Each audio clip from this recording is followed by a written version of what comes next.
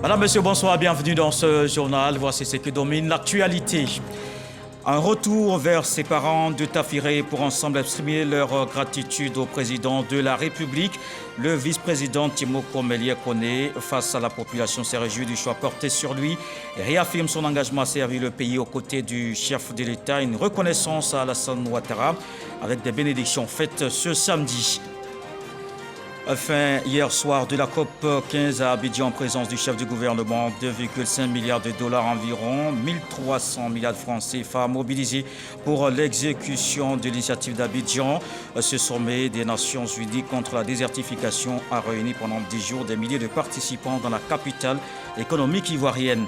Les premiers soldats du détachement médical ivoirien ont foulé le sol bissau-guinéen.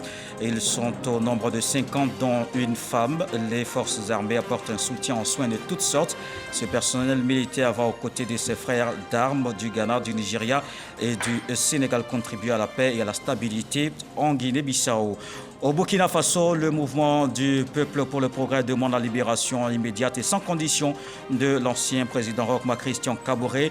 Son parti l'a annoncé dans un communiqué. Le MPP estime que son leader reste soumis à des conditions très strictes dans sa résidence de Ouagadougou.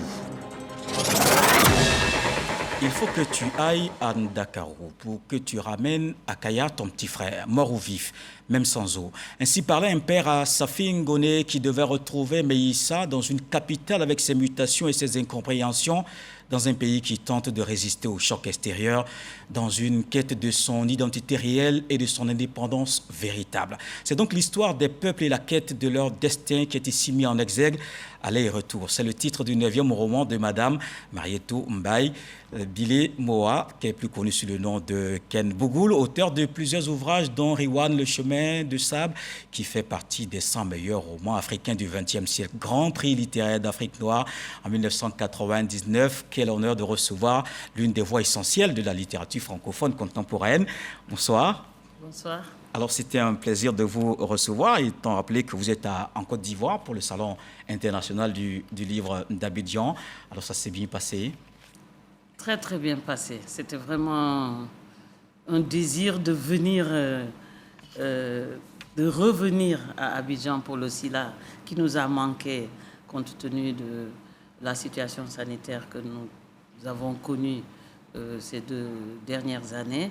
Et donc de revenir pour cette 12e édition du Salon international du livre d'Abidjan, en tant qu'auteur, en tant que Sénégalaise, en tant qu'Ivoirienne, africaine, mais de faire partie de la délégation sénégalaise qui était le pays invité d'honneur de cette 12e édition du SILA. Alors on en parlera. On parlera aussi de Aller et retour, ce 9e roman de Ken Bougoul. Un plaisir, comme je disais tout à l'heure, de vous recevoir. Ce sera donc... Après le tour de l'actualité, l'actualité nous emmène au nord du pays. Le vice-président Timoko Melie Kone s'est rendu à Tafiré depuis hier.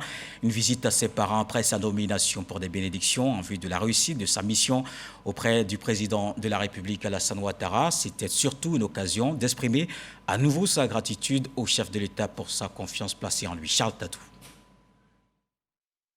Tafiré, localité du département de Niakara, en effervescence, vendredi après-midi, et pour cause, les populations des sous-préfectures composant le département, mobilisées avec joie, marquaient un accueil chaleureux à un des leurs récemment nommé par le président de la République au poste de vice-président de la République. Une mobilisation à travers laquelle ces populations ont voulu exprimer leur reconnaissance au chef de l'État Alassane Ouattara pour cette marque de confiance à leur département et surtout au cadre de Tafiré. Nous avons choisi donc cette occasion pour célébrer et magnifier notre reconnaissance à un homme de grande dimension qui est le président Alassane Ouattara. Et nous ne pouvions pas rester dans les domiciles. Vous voyez vous-même cette grande mobilisation afin de dire Batoumona au président Alassane Ouattara. Notre cher président, son excellence Alassane Ouattara, nous lui disons vraiment Batoumna. Batoumna qui veut dire merci, merci infiniment, monsieur le président. C'est vrai, il a lui-même annoncé qu'il venait en visite privée. Mais il vient chez lui. Et nous devons lui montrer qu'il est vraiment chez lui. Malgré le soleil ardent, de 14h à 17h, ces populations ont tenu jusqu'à l'arrivée du cortège du vice-président. Cette visite, retour au bercail, vient pour permettre au vice-président Thiemoko Meïlé Koné de se ressourcer afin de puiser les bénédictions de ses parents pour la réussite de sa mission auprès du chef de l'État Alassane Ouattara. Et l'actualité, c'est aussi la COP15, la conférence qui a refermé ses portes hier à Abidjan.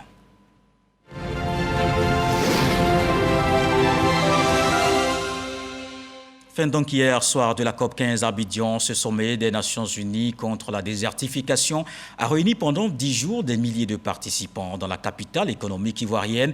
La rencontre soldée par l'adoption de l'initiative